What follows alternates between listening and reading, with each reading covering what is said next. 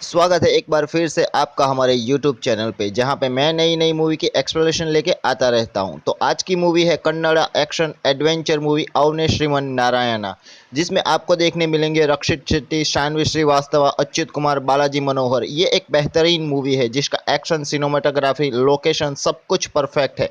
अगर अभी तक आपने चैनल को सब्सक्राइब नहीं किया तो कर लेना, और डिस्क्रिप्शन में मैंने ब्लॉगर की लिंक दी हुई है, आप उसे भी फॉलो कर लेना। नई मूवी देखना चाहते हो तो मेरे टेलीग्राम चैनल पे भी ज्वाइन हो जाना। आखिर में मैं आपको बताऊंगा कि ये मूवी आपको कहाँ देखने मिलेंगी। तो ज़्यादा वक्त न गंवाते हुए चलिए मूवी एक्सप्लेन करते हैं। कहानी की शुरुआत होती है अमरावती नाम के गांव के साथ। रात को एक ट्रेन लूटी जाती है और ट्रेन का लूटा हुआ सामान एक लॉरी में डालकर कुछ ड्रामा कंपनी वाले वहां से रवाना होते हैं।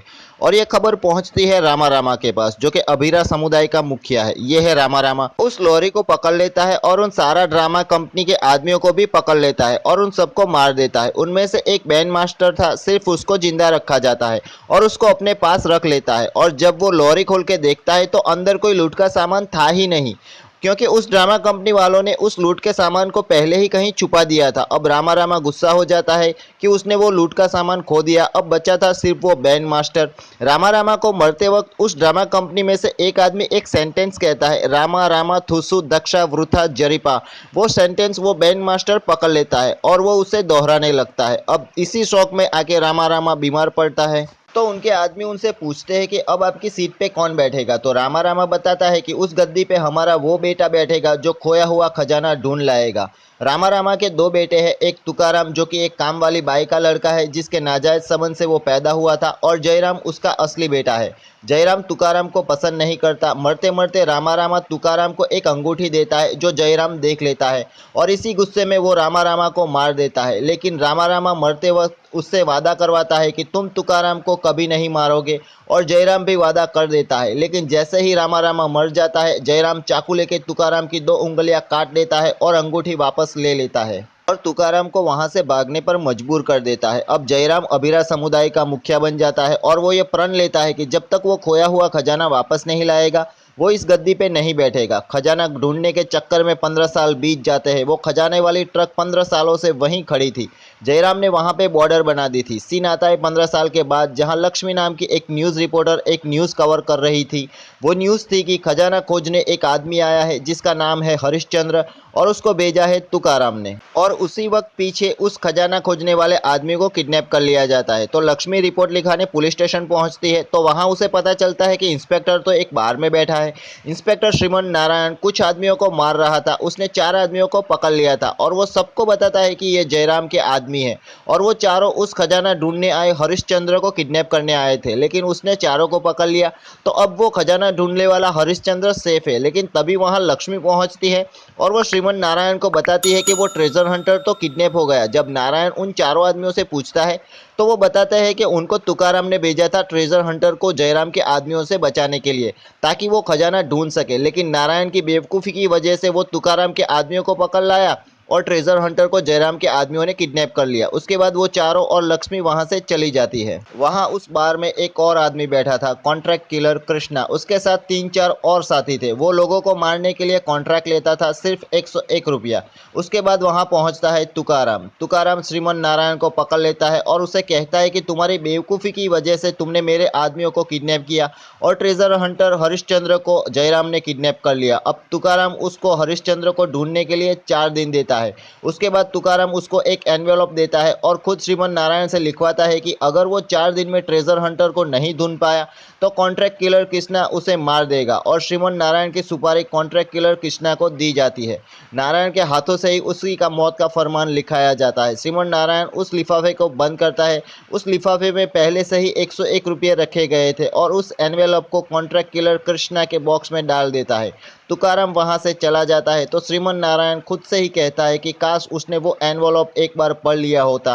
वो एनवलप कृष्णा के पास पहुंचता है। जब वो उस एनवलप को खोलता है तो उसमें श्रीमन नारायण ने एक वैन का डिज़ाइन बना दिया था और नीचे लिखा था, इस वैन को ढूंढे। कॉन्ट्रैक्ट किलर कृष्णा उस वैन को ढूंढ लेता है। वो वैन लक्ष्मी के अखबार लाने ले जाने की वैन थी। कृष्णा उस वैन को किडनैप करके एक सुनसान जगह खड़ा कर देता है। दूसरी ओर लक्ष्मी और सुधाकर उस वैन की रिपोर्ट लिखाने पुलिस स्टेशन पहुंचते हैं। तभी उसको खबर मिलती है कि वैन मिल चुकी है और वो तीनों वैन के पास पहुंचते हैं। जब वो वैन खोलते हैं तो अंदर ट्रेजर हंटर हरिश्चंद्र भी था। तो श्रीमन नारायण अच्युतम से पूछते हैं कि ये कौन है, तो अच्युतम उन्हें बताता है कि ये खजाना खोजने वाला आदमी हरिश्चंद्र है। अब सबको लगता है कि ये श्रीमन नारायण ने गलती से वैन ढूंढ ली है और उसी गलती से उसने हरिश्चंद्र मिल गया, लेकिन ये सब प्लान था श्रीमन नारायण का। जयराम ने हरिश्चंद्र को किडनैप नहीं किया, उसे किडनैप किया था श्रीमन नारायण ने। नारायण ने उसे किडनैप करके उस वैन में रख दिया। उसे पता था कि वैन की कंप्लेन लिखाने लक्ष्मी वहां आएगी, तो उसने किलर कृष्णा के जरिए वैन को खुले में रखवा दी। सब श्रीमन नारायण ने पब्लिसिटी कमाने के लिए किया था। दूसरे दिन के अखबार में लक्ष्मी और सुधाकर श्रीमन नारायण की फोटो अखबार में दे देते हैं और श्रीमन नारायण फेमस हो जाता है। अब ये सब पता चलता है जयराम को कि किसी ने ट्रेजर हंटर को ढूंढ लिया है और वो अपने आदमियों को भेजता है श्रीमन नारायण को बुलाने के लिए। जब जयराम के आदमी श्रीमन नारायण को बुलाने आते हैं तो वहां नारायण और जयराम के लोगों के बीच फाइट होती है, लेकिन बाद में श्रीमन नारायण उन लोगों के साथ चलने को राजी हो जाता है। श्रीमन नारायण को जयराम के किले में लाया जाता है। जब श्रीमन नारायण की तलाशी ली जाती है तो जगह जगह से नारायण हथियार निकालता है। श्रीमन नारायण जब जयराम से मिलता है तब जयराम को पता चलता है कि ये सब तो नारायण ने एक तुक्का लगाया था, तो वो अपने आदमियों को नारायण को मार डालने को कहता है। तो नारायण उसे ऑफर देता है कि अगर वो उसकी जान बख्श दे तो वो खजाना ढूंढ के ला सकता है। तो जयराम श्रीमन नारायण को कुछ दिनों की मोहलत दे देता है और ऐसा करके वो जयराम के किले से बाहर निकलता है। अब बाहर निकलकर वो सोचता है कि खजाना कहाँ हो सकता है और वो सब इमेजिन करने लगता है कि आखिर उस दिन हुआ क्या था, यानी 15 साल पहले क्या हुआ था। उसे पता चलता है कि जो 6 लोग मरे थे उन्हें वहीं उस ट्रक से कुछ ही दूरी पे गाड़ दिया गया था। श्रीमन नारायण अच्युतामा को ऑर्डर देता है कि उन डेड बॉडी को बाहर निकालो, लेकिन जब वो वहां खोदते हैं तो वहां डेड बॉडी थी ही नहीं, किसी ने वहां से डेड बॉडी निकाल ली थी। नारायण झूठ मूठ का उन डेड बॉडी को जलाने का आयोजन करता है जिसमें काफी सारे लोग आते हैं। उसी भीड़ में 4 लोग थे जो उन डेड बॉडी का अंतिम संस्कार होने से खुश हो रहे थे। नारायण अच्युतामा को उन पे नजर रखने को कहता है। उसी फंक्शन में तुकाराम भी आता है। वो नारायण को धमकी देता है कि अगर उसने जयराम की हेल्प की तो वो उसे मार देगा।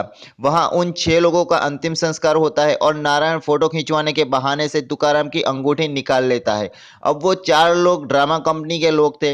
वो हरिश्चंद्र को किडनैप करने आए थे क्योंकि उन्हें यकीन था कि हरिश्चंद्र ही उनका श्रीहरि है, यानी कि उनका भगवान है। एक तरफ हरिश्चंद्र खजाना खोजने में लगा था तो दूसरी ओर वो 4 लोग हरिश्चंद्र को किडनैप कर लेते हैं, लेकिन नारायण की नज़र भी उन 4 लोगों पे थी। जब नारायण उनका पीछा करते हुए उनके इलाके में आता है तो वो देखता है कि उन ड्रामा कंपनी वालों का पूरा कबीला था जो लोगों से छुपकर उन्हीं के बीच रहता था। उनका मानना था कि पूर्णिमा के दिन गरुड़ यानी कि ईगल आके जिस पर भी बैठेगा वही उनका श्रीहरि है और उसके आदेश से वो आखिरी ड्रामा करके यहाँ से रवाना हो जाएंगे। नारायण और अच्युतम भी उनके बीच ही नाच गाना कर रहे थे, तो ड्रामा कंपनी के लोग उनको पकड़ लेते हैं। लेकिन तभी वहां ईगल आता है और श्रीमन नारायण के हाथों पे बैठता है और सब लोग उसको श्रीहरि मानने लगते हैं। उस ड्रामा कंपनी वालों को सालों पहले एक बाबा ने बताया था कि पूर्णिमा के दिन ईगल आकर जिस भी आदमी पे बैठेगा वही तुम्हारा श्रीहरि होगा। चारों अब श्रीमन नारायण के साथ ही रहते हैं, तो नारायण उन्हें खजाने के बारे में पूछता है, लेकिन उन्हें कुछ भी पता नहीं था। अब नारायण सोचता है कि एक ही आदमी है जिसे खजाने के बारे में पता हो सकता है, वो है बैंड मास्टर। वो बैंड मास्टर को लेने जयराम के पास जाने ही वाला था कि लक्ष्मी उसे रोक लेती है और उसे कहती है कि उसे उसकी चीटिंग के बारे में सब पता है। वो कई सालों से उस ड्रामा कंपनी वालों पर रिसर्च कर रही है और नारायण को खजाने के बारे में बताने के बहाने से वो उसको एक जगह ले जाती है जहाँ कोई दूसरा आदमी आके उस पर हमला करता है और वो बेहोश हो जाता है। जब उसकी आंख खुलती है तो वो बंधा हुआ था और ये सब लक्ष्मी और कुछ ड्रामे वाले आदमियों ने किया था जो नारायण को श्रीहरि नहीं मानते थे। असल में उस ट्रेन की डकैती यानी खजाने की चोरी लक्ष्मी के पिताजी ने ही की थी और वो भी उस ड्रामा कंपनी की हिस्सा थी। उन्होंने एक डिवाइस बनाया था जिससे ईगल आके उस पे बैठता था और वो सुधाकर को श्रीहरि बनाना चाहते थे ताकि सुधाकर उनसे आखिरी ड्रामा करवाकर उनको वहां से रवाना कर दे और सब ड्रामे वाले जयराम से बच जाए। लेकिन नारायण ने वो डिवाइस चुरा कर पहन लिया और श्रीहरि बन गया। वहां से जाते वक्त वो वापस श्रीमन नारायण को बेहोश कर देते हैं, लेकिन नारायण बेहोश नहीं हुआ था। उनके जाते ही वो वहां से बाहर निकलता है और सीधा जयराम के किले पर पहुंच जाता है। किले के दरवाजे पर 4 आदमी थे, तो वो 2 आदमियों को बुलाकर उन्हें पैसा देता है और घोड़े को वापस आने तक संभालने को कहता है। जब दरवाजे पर उसकी तलाशी ली जाती है तो पर्स में नारायण के पिताजी की फोटो के सिवा कुछ नहीं होता, लेकिन जयराम के दरवान चोर थे। वो तलाशी लेकर वो हीरे निकाल लेते हैं जो उसने तुकाराम से चुराई अंगूठी में से निकाले थे और दूसरे दरबान को वो खाली अंगूठी देकर वो अंदर जयराम से मिलने चला जाता है और अंदर जाके जयराम से कहता है कि तुम्हारे किले में भी तुकाराम के आदमी हैं जो तुकाराम के लिए काम करते हैं। जयराम का आदमी नरसिंह वहीं छुप के उनकी बातें सुन रहा था, तो नारायण उसे बाहर निकालता है और उससे वो तुकाराम की अंगूठी निकालता है जो खुद उसी ने नरसिंह को दी थी। दूसरे आदमी से नारायण वो हीरे निकालता है और जयराम सबको घुटनों पर बिठाता है गोली मारने के लिए। ये उसी तरह का सीन है जब उन ड्रामा कंपनी वालों को मारा गया था। नारायण बैंड मास्टर को याद दिलाने की कोशिश करता है लेकिन उसे कुछ याद नहीं आता, इतने सालों में वो पागल हो गया था। जैसे ही गोली चलती है वो बैंड बजाने लगता है और वहीं रामा रामा वाला सेंटेंस दोहराने लगता है। तभी वहां उग्रा पहुंचता है। उग्रा जयराम का आदमी था, उसने अच्युदामा और वो ड्रामा कंपनी के 4 आदमियों को पकड़कर वहां लाया था। लेकिन तभी नारायण जयराम को गन पॉइंट पे ले लेता है, लेकिन बाहर निकलते वक्त जयराम और नारायण में हाथापाई होती है और तभी वहां जयराम के किले में तुकाराम अपने आदमियों के साथ पहुंच जाता है। नारायण उन दोनों को गन पॉइंट पे ले लेता है। वहां से जाते वक्त वो दोनों को एक एक बंदूक देता है जिसमें से एक ही बंदूक में गोली थी और वो गोली तुकाराम की बंदूक में थी। तो तुकाराम उस किले का मालिक बन जाता है और जयराम और उसके आदमियों को बंदी बना देता है। लेकिन जयराम का आदमी उग्रा वहां से बच निकलता है। वहां से निकलने से पहले नारायण कॉन्ट्रैक्ट किलर कृष्णा और उसके आदमियों को भी छुड़ाता है। जयराम ने उनको भी पकड़ रखा था। कृष्णा नारायण से उसकी जान बचाने के बदले वो भी उसकी जान बचाने का वादा करता है। इस सब हड़बड़ी में वो बैंड मास्टर भी किले से बाहर आ गया था। नारायण उसको भी अपने साथ रख लेता है। वहां से निकलने के बाद वो सेंटेंस रामा रामा थुशु दक्षा वृथा जरिपा का मतलब सोचता है।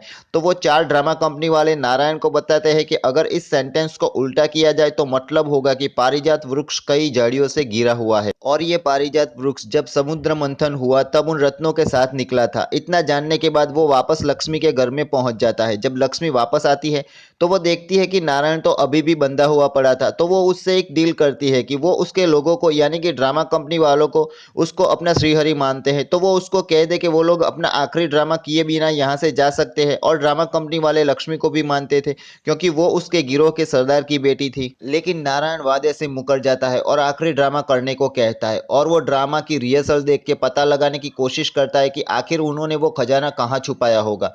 वो सब इमेजिन करता है लेकिन लक्ष्मी 4 दिन बाद ड्रामा कराने को कहती है जिससे नारायण चौंक जाता है क्योंकि उसे अभी बहुत कुछ सीखना था। दूसरी ओर तुकाराम अपने भाई जयराम को टॉर्चर करता है। तुकाराम गड़ीपार को नारायण के पीछे लगा देता है कि जैसे ही वो खजाना खोज ले वो उसे चुरा ले। गड़ीपार पहले जयराम का आदमी था लेकिन तख्ता पलट जाने से वो अब तुकाराम के लिए काम करता है। दूसरी ओर लक्ष्मी बैंड मास्टर को ठीक करती है, उसे दिलासा देती है, लेकिन बैंड मास्टर अभी भी गन से डरता है। नारायण की गन देखकर वो वहां से भाग जाता है और एक जीप में जाकर बैठ जाता है। वो जीप उग्रा की थी जो जयराम को छुड़ाने जा रहे थे। रात को नारायण के कहने पर कृष्णा और उसके आदमी सब ड्रामे वालों को बेहोश कर देते हैं और उन सबको एक जगह बंद कर देते हैं। लेकिन वहां सुधाकर पहुंचता है और उसके साथ जयराम के आदमी थे जो उन सभी ड्रामे वाले लोगों को बंदी बनाकर वहां से ले जाते हैं।